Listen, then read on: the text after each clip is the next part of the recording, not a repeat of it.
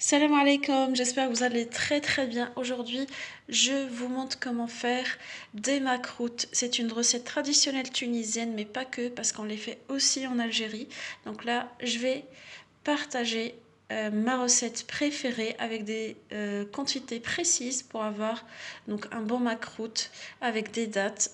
N'hésitez pas bien sûr à vous abonner et à liker un maximum, à partager et à me laisser vos commentaires. Donc vous voyez, donc là ça donne vraiment envie, ça c'est super bon et avec des petites astuces d'une copine algérienne et que je partage avec vous en exclusivité. Donc là je prends une entité de mesure, donc là j'ai pris un petit bol et là je prends de la semoule moyenne. Donc bien sûr vous vérifiez la date de votre paquet. Donc là je rase, ça c'est important, donc ça c'est le premier conseil. Donc vous remplissez des quantités rasées. Donc moi j'ai utilisé, donc là il y a carrément donc tout le kilo. Donc là je vais prendre 4 mesures de semoule. Moyenne bien sûr. Là c'est un peu moins, mais vu que le deuxième était plus rempli, donc c'est bon. Donc là je mets donc l'équivalent d'une grande cuillère de soupe de sel. Donc là, il y a une mesure de l'huile. Moi, je ne mets pas de beurre. Donc ça, c'est la recette traditionnelle tunisienne. Donc on ne met pas de beurre. Après, sinon, vous devez le clarifier. Je vous laisse le lien dans la boîte de description pour clarifier le beurre, parce qu'il ne faut pas qu'il y ait de l'eau. Donc là, je vais sabler. Donc là, je mélange l'huile avec la semoule. Donc là, 4 mesures semoule pour une mesure d'huile. Donc je mélange bien, il faut bien sabler. Donc là, vous mélangez le tout donc dans les paumes de la main. Et donc là, il faut bien travailler donc pour faire entrer l'huile dans les graines donc de semoule. Voilà, la quantité de sel, moi, elle était top parce que c'était ni trop fade et comme vous savez, donc le sel donc révèle le goût du sucre. Donc c'était top. Et voilà, donc j'ai bien travaillé l'huile avec l'huile avec la semoule pour ne pas laisser donc d'endroits où l'huile n'allait pas bien mélanger. Donc là, j'ai fini de mélanger. Donc là, je vais laisser reposer la semoule pendant 20 minutes. Et après, donc entre-temps, moi je vais préparer ma pâte de dattes. Voilà, donc en fait là j'ai pris donc 400 g de dattes et il m'est resté un peu à la fin. Et en fait c'était trop dur. Et moi je vous donne une petite astuce. Ça voilà, c'était moi toute seule. Et en fait il faut la faire il faut la faire tourner un peu au micro-ondes, donc 30 secondes, couverte par la cloche donc de micro-ondes. Et vous allez voir, ça va être plus facile à travailler. Donc là j'ai mis donc de l'huile de tournesol. Donc là, je vais mettre un tout petit peu d'eau de fleur d'oranger. Là, je vais mettre un tout petit peu de cannelle. Après, c'est selon votre goût, vous pouvez en mettre un peu plus. Et là, je vais commencer à la travailler. Il faut vraiment qu'elle soit pas trop dure à travailler. Et il faut mettre plus d'huile que d'eau de fleur d'oranger. Donc ça, c'est hyper important.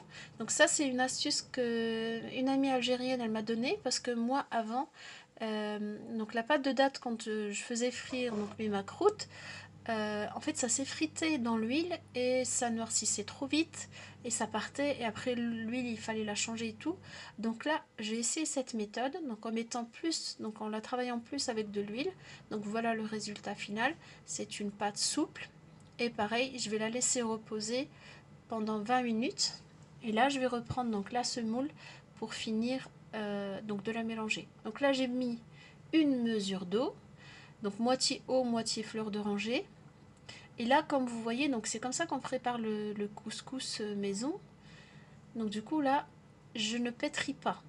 Donc juste je mélange avec le bout des doigts. Voilà, donc en fait, vous essayez donc de faire rentrer l'eau donc un peu partout.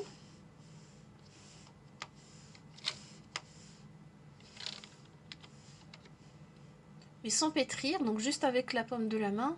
Donc j'essaye d'avoir une boule. Donc une sorte de pâte qui se ramasse, mais en évitant de pétrir. Donc là, j'ai mis donc toute la quantité d'eau.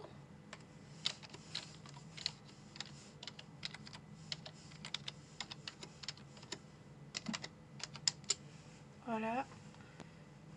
Et donc là, c'est une étape très importante parce que après avoir sablé donc la pâte, il faut la travailler comme ça. Et elle reste sablée. Donc ça, c'est ce qui fait que les macroutes à la fin, ils vont être friands.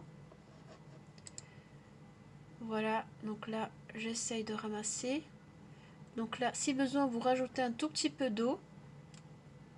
Parce qu'il faut quand même que la pâte se ramasse. Vous voyez, là, il y a encore des petits morceaux qui restent sur le côté.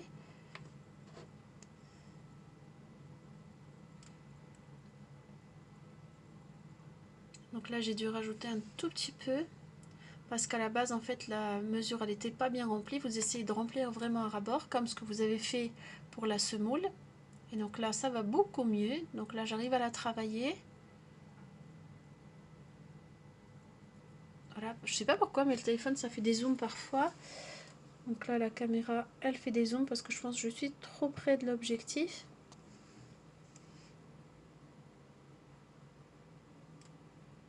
Voilà. Et donc là, pareil. Une fois que j'ai fini, donc ça, vous voyez, au final, le toucher, il doit être agréable. Hein. Et en fait, une fois que j'ai fini de la travailler, après, pareil, je vais la laisser reposer un peu pendant 20 minutes, le temps que la pâte absorbe l'eau et que pour après, en fait, ça soit plus facile à travailler. Donc là, donc le temps que ma pâte se repose, donc là, je vais prendre ma pâte de date et je vais la faire donc façonner en boudin, donc qui ont la taille du petit doigt, pour qu'après ça soit plus facile à faire et que je n'ai pas à le faire au moment donc où je fais donc mes macroutes, mais directement donc je pose les petits boudins et comme ça je gagne du temps, surtout que là la pâte elle repose donc j'ai pas grand chose à faire. Autre chose d'important donc c'est le sirop. Le sirop, moi j'ai mis 1 kg de sucre pour 1 litre d'eau avec le jus d'un demi-citron donc que je fais bouillir donc pendant 40 minutes à couvert, ça c'est très important. Et le sirop il est léger, il n'est pas très épais comme la baklava ou d'autres pâtisseries orientales. Donc là il est léger. Bon, pas très léger non plus, c'est pas du sirop pour arroser un gâteau, mais un peu plus épais. Donc je vous montrerai l'aspect. Et donc là, vous voyez, donc j'ai fini de faire tous mes petits boudins de date. Voilà. Même si c'est des petits bouts, c'est pas grave parce que de toute façon, après, on sera obligé d'en couper par moment. Donc là, je reprends ma pâte. Donc là, vous voyez, vous allez voir, donc il n'y a plus de traces blanches. Voilà, là, je prends le plateau avec du papier cuisson pour poser mes macroutes, donc une fois coupées. Pour laisser de la place et surtout parce qu'il faut les couvrir aussi après. Donc là je coupe un premier boudin. Donc là j'essaye de rouler. La pâte elle s'effrite un peu, c'est tout à fait normal. Parce qu'on ne l'a pas pétri. Donc voilà. Et donc là il y a une hauteur de 2 cm à peu près. Donc là je l'aplatis avec les doigts. Donc je creuse comme un petit tunnel. Et dedans je viens déposer mes petits boudins de pâte de date. Je mets pas sur les bords parce que de toute façon les bords, vu que moi je veux pas avoir donc des petits bouts mal coupés, je veux avoir des pièces entières. Donc là je remplis pas les bords. Et même pour les parties, il va y avoir des dates. Moi je préfère refaire pour avoir vraiment de belles pièces. Donc là on referme avec les doigts, on essaye. Donc là on roule bien pour cacher donc là la fermeture donc. Et là j'aplatis encore pour avoir donc une épaisseur homogène. Pareil pour la taille. Vous voyez, donc il y a maintenant voilà, 1 cm et demi, 2 cm, pas plus. Après, c'est vraiment pareil, c'est une question de goût. Donc, vous voyez là, je peux retravailler cette pâte. Et donc là, je coupe. Donc là, c'est un coupe-pâte. Vous pouvez prendre un couteau, mais vu que moi, je travaille sur un tapis de cuisson, je ne veux pas l'abîmer. Voilà. Donc, vous voyez, j'enlève le peu de date et donc je recommence pour avoir de belles pièces, comme je vous l'ai expliqué. Donc là, j'égalise donc avec le coupe-pâte. Voilà, pour avoir de belles pièces. Et franchement, j'ai essayé l'astuce, elle était au top. En fait, la pâte de date ne s'est pas effritée. Il y a des gens qui mettent du bicarbonate dessous, mais moi, franchement, je ne mets pas. Parce que c'était très bien friand comme il faut. Donc, il n'y avait pas besoin d'en rajouter.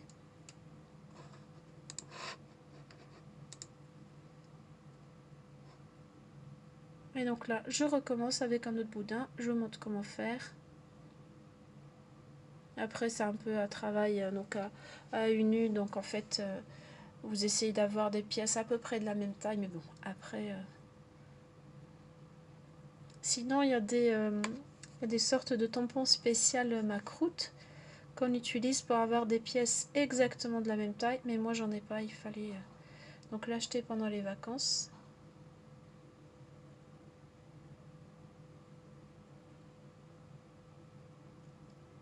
Voilà.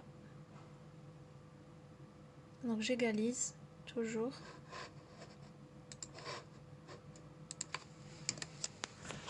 Vous voyez, donc là, c'est le premier plateau. Vous pouvez les faire un peu plus petites si vous le souhaitez, donc les pièces. Donc là, moi, je vais utiliser une friteuse parce que je trouve que ça donne un meilleur résultat, surtout qu'il faut que les macroutes... Donc là, j'ai mis à 170 degrés. Il faut que les macroutes soient couvertes d'huile. Et avec ce qui est bien avec la friteuse, quand l'huile est chaude, il n'y a pas besoin donc de les mettre vraiment au fond. Même les unes sur les autres, ça ne va pas coller. Et en fait, ça m'a pas pris beaucoup de temps. Et surtout après, on peut recouvrir. Donc, on peut fermer la friteuse si, voilà, comme ça. Et ça m'a donné une super cuisson entre deux. Donc, moi, j'ai pris un couteau, donc juste pour faire une petite décoration donc sur mes pièces de ma croûte. Et autre chose, en fait, entre deux cuissons, il faut couvrir donc les pièces qui ne sont pas encore cuites. Vous voyez cette belle couleur dorée. Donc la pâte de date ne s'est pas effritée. Après, voilà, moi je l'ai remise un tout petit peu à cuire. Et un petit conseil, en fait, quand vous les sortez, donc là c'est chaud, vous les mettez dans du sirop froid. C'est très important, donc cette réaction chimique, pour que ça cuise bien. Non, pardon, pas du tout. Mais en fait, pour que en fait, voilà, ça absorbe tout le sirop nécessaire. Donc là, je vais les laisser toute la durée de cuisson donc de la deuxième fournée. Donc vous voyez, donc là le sirop est froid. Donc là le sirop est froid. Donc là je vais les laisser tranquillement. Et donc là je vais venir les retourner un peu pour qu'ils s'imbibent donc de sirop de tous les côtés. Et après, donc là j'ai des grains de sésame. Donc là, une fois que j'ai fini, donc je vais égoutter mes macroutes. Vous voyez cette belle couleur, franchement c'était top. J'espère que vous allez l'essayer. Et après, voilà, donc là ça a bien absorbé donc le sirop. Les macroutes, il ne faut pas qu'ils soient secs à l'intérieur. Donc là je prends donc les grains de sésame. Et là, je vais saupoudrer un tout petit peu. Donc, après, pour ceux qui préfèrent mettre des amandes concassées ou autres, mais nous, on les aime bien avec donc des sésames. Comme vous voyez là, j'ai pas vraiment beaucoup de déchets en fait. La pâte de date ne s'est pas effritée, donc c'est une astuce que je garde pour les prochaines fois. Et donc là, c'est le résultat. Comme vous le voyez, très bon. J'espère que vous allez le tester et laissez-moi des commentaires ou vos remarques. Merci beaucoup.